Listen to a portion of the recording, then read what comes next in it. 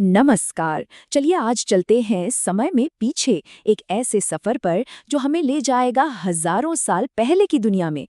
हम खोज करेंगे भारत की धरती पर बसी एक जबरदस्त सभ्यता की।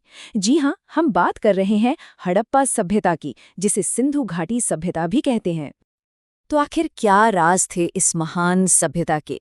ये कौन लोग थे जिन्होंने आज से लगभग 5000 साल पहले इतने आधुनिक और इतने व्यवस्थित शहर बसा दिए थे? और फिर अचानक वो कहाँ गायब हो गए? आइए आज इन्हीं सवालों के जवाब ढूंढने की कोशिश करते हैं। तो इस सफर में हम क्या-क्या देखने वाले हैं, एक नजर डालते हैं। सबसे पहले हम इस भूली बिसरी सभ्यता के बारे में जानेंगे, फिर हम उनकी हैरान कर देने वाली शहरी प्लानिंग को देखेंगे।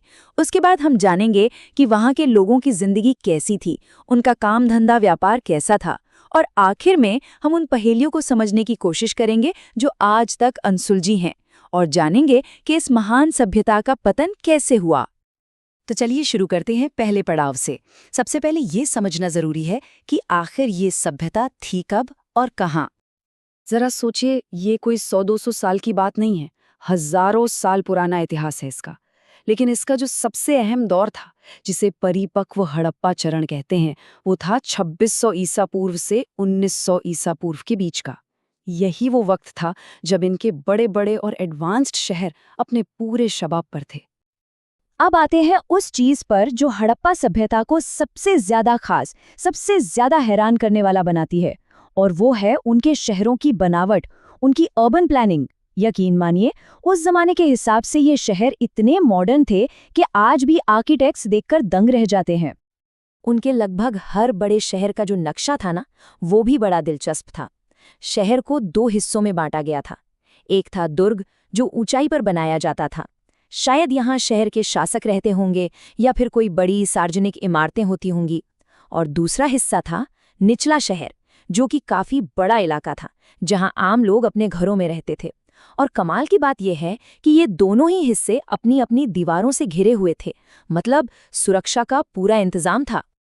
और भाई साहब, उनकी इंजीनियरिंग, उसका तो कोई जवाब ही नहीं था। आप सोचकर हैरान हो जाएंगे कि हजारों किलोमीटर के दायरे में फैले उनके हर शहर में ईंटों का साइज एक जैसा था। सड़कें एकदम सीधी, जो एक दूसरे को 90 डिग्री के एंगल पर काटती थी, बिल्कुल आज के चेसबोर्ड की तरह। और सबसे बड़ी चीज, उनकी ड्रेनेज सिस्टम, मतलब नालियों की व्यवस्था। हर घर से निकलने वाली गंदे पानी की नाली सड़क की मुख्य नाली से जुड़ी थी, और वो भी ढकी हुई। और मोहनजोदड़ो का विशाल स्नानागार तो इंजीनियरिंग का एक जीता जागता सबूत है। अच्छा, शहर तो इतने जबरदस्त थे, पर इनमें रहने वाले लोग कैसे थे? क्या खाते पीते थे? उनकी रोजमर्रा की जिंदगी कैसी थी? चलिए अब उनकी जिंदगी में झांकते हैं। जो सबूत मिले हैं ना, उनसे पता चलता है कि उनका खानपान काफी अच्छा था।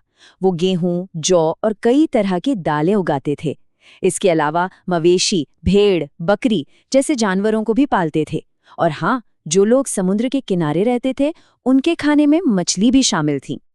अब इतने सारे लोगों का पेट भरना कोई आसान काम तो था नहीं। इसके लिए चाहिए थी एक बहुत ही मजबूत खेतीबाड़ी की व्यवस्था। और हाँ, उनके पास वो थी। हमें मिट्टी के बने हल के खिलाने मिले हैं, जिससे पता चलता है कि वो बैलों से खेत जोतते थे। इतना ही नहीं, वो इतने कुशल थे कि एक ही खेत में एक साथ 2-2 फसलें उगा लेते थे।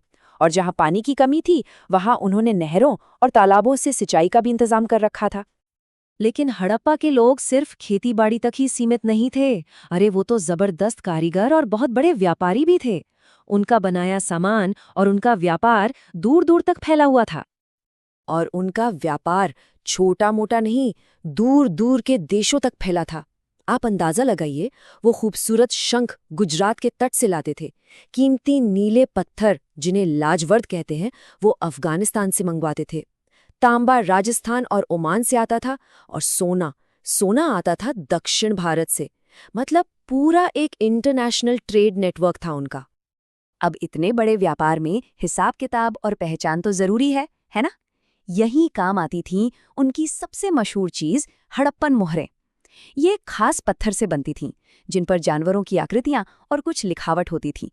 जब वो सामान का कोई बोरा या पैकेट भेजते थे, तो उस पर गीली मिट्टी लगाकर इन मोहरों से ठप्पा लगा देते थे। ये एक तरह से आज के जमाने का सील पैक या ट्रेडमार्क था। अच्छा, हमने इतना कुछ जान तो लिया, पर कहानी यहीं खत्म नहीं होती। हड़प्पा सभ्यता आज भी रहस्यों का एक बड़ा पिटारा है। कई ऐसे सवाल हैं जिनके जवाब आज भी खोजे जा रहे हैं। और इन रहस्यों में जो सबसे बड़ा, सबसे उलझा हुआ रहस्य है, वो है उनकी लिखावट, उनकी लिपि। सोचिए, एक पूरी की पूरी सभ्यता थी जो लिखना पढ़ना जानती थी, पर हम ये नहीं जानते कि वो क्या लिखते थे। ये एक ऐसी पहेली है जिसे आज तक कोई सुलझा नहीं पाया। इस लिपि में करीब 400 अलग-अलग निशान या चिन्ह हैं। हम बस इतना जानते हैं कि इसे दाईं से बाईं ओर लिखा जाता था, मतलब उर्दू की तरह। पर जब तक ये लिपि पढ़ी नहीं जाती, हड़प्पा सभ्यता के कई राज राज ही बने रहेंगे।